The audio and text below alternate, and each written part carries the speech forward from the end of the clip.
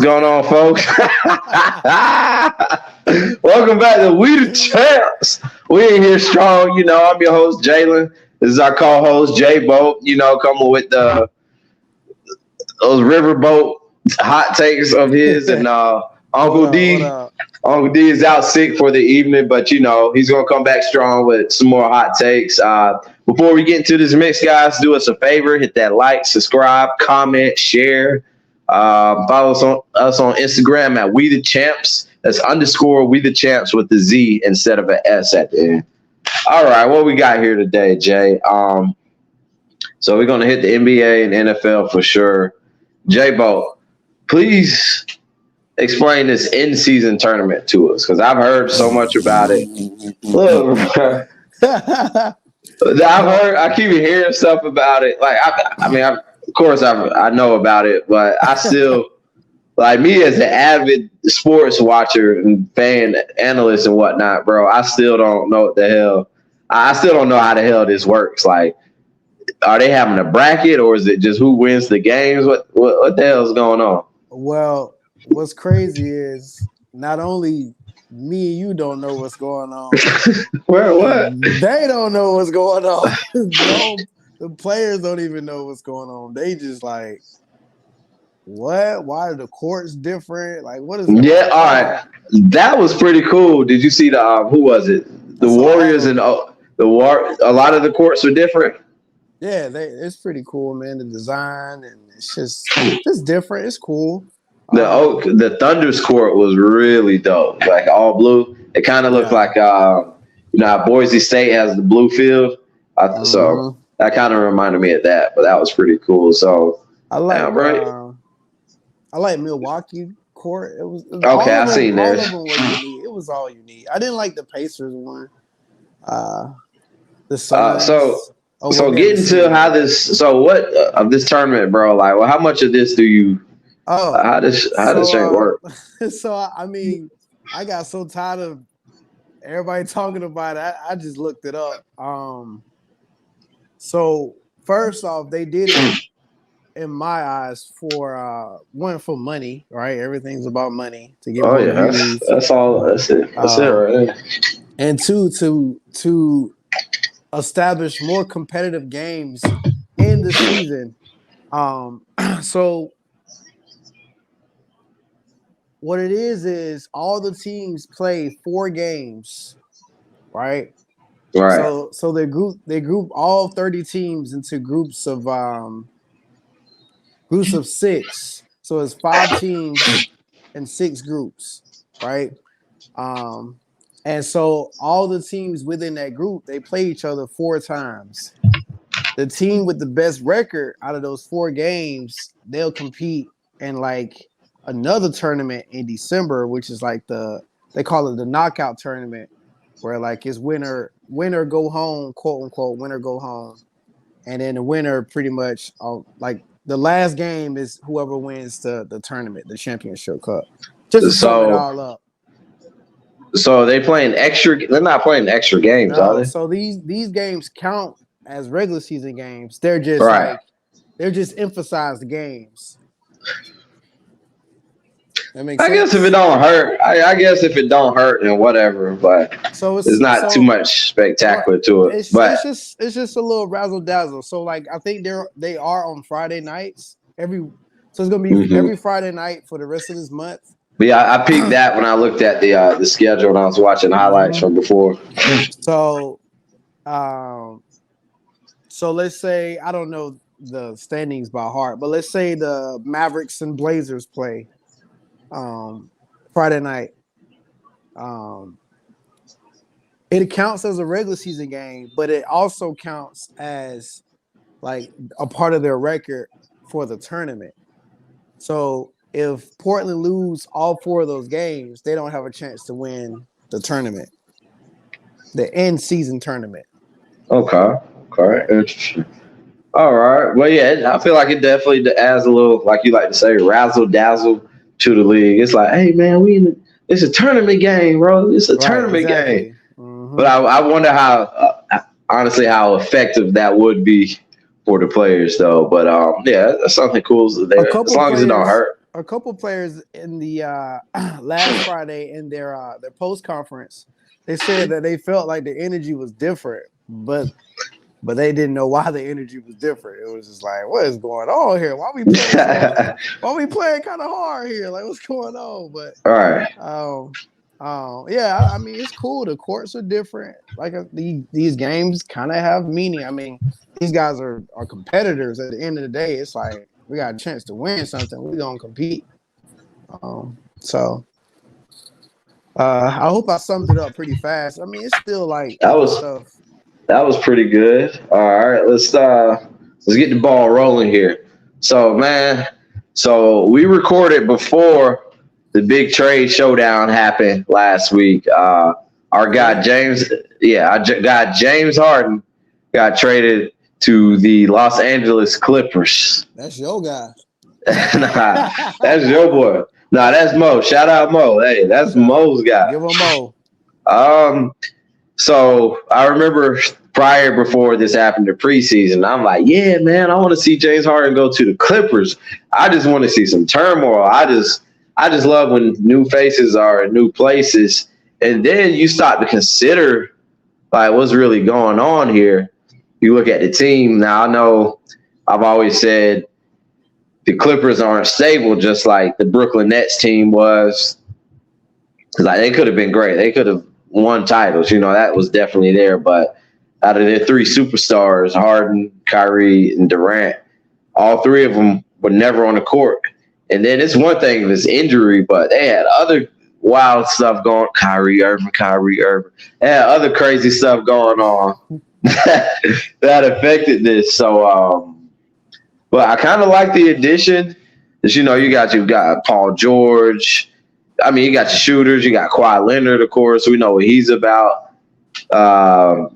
James Harden running the point, getting the things done, and then them not depending on him being a number one or number two option is really the key there. Because him in Philadelphia being the number two guy just wasn't a recipe for deep postseason success in that regards to that. But I mean, honestly, if the Clippers can play great defense, James Harden can be that facilitator. This might be the best fit that James Harden could have came about. What you think?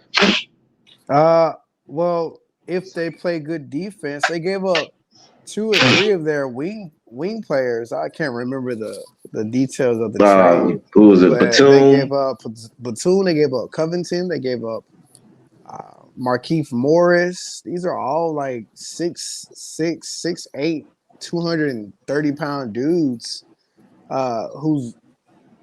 I mean, Kawhi and Paul George, they're gonna miss some games at some point. Like we know they're gonna miss some games, so I do worry about their depth. Mm-hmm. But adding Harden to the team definitely adds another element, especially offensively, and especially like scheme schematics. You heard him say he is a system. He is a system. Right. So do they move Westbrook to the bench or Harden to the bench, or do they start all of them? I don't know. They got some things to figure out. Honestly, I'm not a big fan of it. I thought they were fine without them, but it is what it is. No, I didn't think it hurt to add them. Now if Harden was to ascend in this lineup, that would definitely diminish Westbrook's role in this situation. But like impact, like Westbrook is an impactful player. Like imagine playing on his team. Like he's very energetic, and he needs the ball a lot to kind of get himself going. When he's going, everybody's going because he's constantly pushing the pace and getting teammates open and getting himself into a feel of the game. And then Harden's also very ball centric. So there's only one basketball, Jay. And so I don't know, man. I don't like it, bro. I don't even like moving one of them to the bench because even then you still got to find a rhythm with lesser talented players. Yeah, but you can't play with both of them on the court because they both need the ball. Exactly. I ain't feeling it. But I don't know. Ty Lue make it figure out, and it's also a cultural thing. So maybe they all like very respectable hoopers. It's like, all right, Kawhi Leonard, Paul George, Westbrook. Like we all got love for everybody 30 plus. So it's like, they might can figure it out. We're gonna see. Hey, something got to shake. Okay. Time gonna tell. Now your pick for Rookie of the Year, which is no slight pick, Wemby. So go ahead, sing your tune. Hey, all you people, been trying to tell them, man. That's that dude, bro. What I like most about this Wembyana craze is his production in the fourth quarter. Like that's really what you want to see, what he can get done in the fourth quarter. And I mean, between the pull up threes, the dunks, the blocks, it's just fascinating watching him play, honestly. And he dropped 38 against the Suns, and he erupted in the fourth quarter. I remember his first game, he dropped 11 points in the fourth quarter. I was watching that game. It wasn't too that first game honestly wasn't too I can't think of the word. Too amazing, but it was still pretty solid. But from what we're getting from him lately, it's like, okay, Wemby is here. Straight hooper, man. Some people like some people gonna want to hate over like I'm talking about like basketball players. Like maybe more than half of the NBA are just athletes. Like they just all athletic. And it's like they 6'7". It's like I can run, jump, do this and that. And I get paid for it, But like he a hooper, bro. And you can tell just his impact on the team. Like, bro, he is that the potential is like unlimited, like limitless, like infinite. It's infinite. It is because he's a good dude, right? You can feel like his good nature. He's a good dude, extremely talented. Like he can shoot, he can pass, he can dribble. He's like athletic. He can move. He's like he wants it. He plays defense. Like he's 7'3". Like I mean, I can keep going on and on and on and on and on about this dude. And I mean, to drop 38 in your sixth game or fifth game against Kevin freaking Durant, like, come on, man. Like, who is writing these stories? It's like an anime almost. It's like it's getting into anime like territory where the impossible is possible now. But I do. He's made some nice passes too, man. Yeah, he's a hooper. I see them making some smooth passes. They just make plays and then naturally like step up in the fourth quarter. Like he's naturally like taking big shots, making big plays, layups and ones. And he's 19 years old, bro. He ain't even thinking the game. He just hooping. I mean, can we say that? I mean, he was playing in Europe in professional leagues. He ain't thinking the game, man. He just hooping, bro. I was hoping he was, bro. All right. So what else we got here? So we had the big.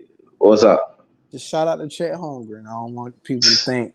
I feel like y'all painted a narrative where I don't like Chet, and so now I be trying to give extra love to Chet. Hey, Chet be balling. Yeah, he's really good. A lot of the same good stuff, but yeah. So we had. So the teams are starting off. We had to trade with Dame to the Bucks. It's looking a lot like we seen. I felt like the cohesion and the Bucks really figuring out where they were was going to take longer. And then the Celtics, with the additions of Drew Holiday and Porzingis, that was just going to hit the ground running. And it's what we've seen. The Celtics are regular season bullies. Like we've seen them shrink in playoff times, specifically in half court ball in those situations. But who knows? This could be a different season with that upcoming. And we're watching. I think was it the Bucks and the Knicks? Was that their in-season tournament game? It could have been. I don't know, but man, watching Dame just get it done. Like I remember he ran around. It almost looked like a floppy play. You know the floppy play in 2K. Well, it quite wasn't. And Giannis just tossed it off to him, and Giannis just looked so relaxed. Like you know how like you just don't have much expression on your face, but the fact that you don't have a lot of expression on your face, you just look happy. He just gave it to Dame, bro. It's like he gives it to Dame and just has so much trust in him. And Dame just wet that one. He came back down, made a cut to the basket, gave it to him, got the layup. It's just fun to watch, man. And I'm really hoping that the Bucks can give us a lot of playoff magic come the postseason. Yeah. The Celtics still like right now they have a step on them. I would say I think the Celtics have a pretty good step on them. I mean they brought two very talented players to their team, Drew Holiday and Porzingis. And the Bucks they kind of started over in the sense they brought in a new head coach and a whole new different basketball player. So they're trying to implement a new system. So we're gonna see how it all works out.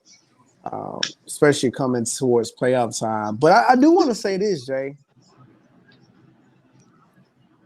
We talk about the Celtics, like, you know, being juggernauts in the regular season and then falling short in the playoffs. But, I mean, if you think about it, bro, they was in the finals 2 years ago. And then last year, Eastern Conference Finals, Game 7, and the year before that, Game 7 Eastern Conference Finals. So they be it's hard, right? It's hard, man.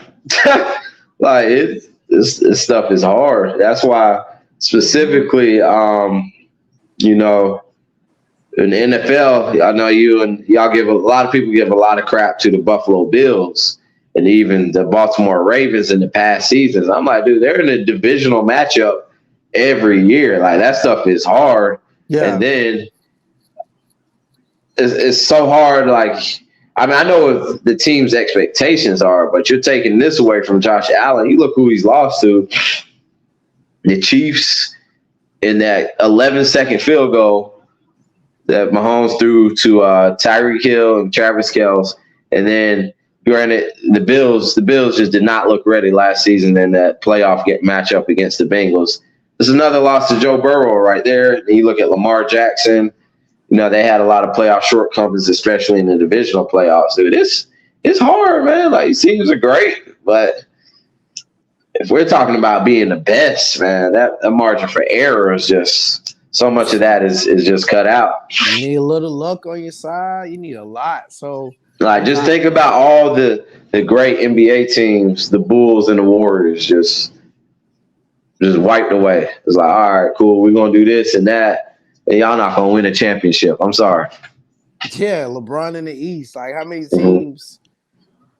Oh, God. Yeah, my bad. I'm sorry. I forgot about the Eastern Conference. Yeah. How many great Eastern Conference teams? You know, the Utah Jazz, they don't even have a championship because Jordan beat them, 2-3 times. No, I mean, like one good time in the finals, but, you know, I mean, they got to face the Lakers. They got to play the Spurs in the West, Suns in the West. Like, it's hard. So I say all that to say, like Boston, as long as they got JT and JB and all these complimentary players, they always have a chance. Like, always. So absolutely. They're gonna be in the Eastern Conference Finals again this year. Yeah.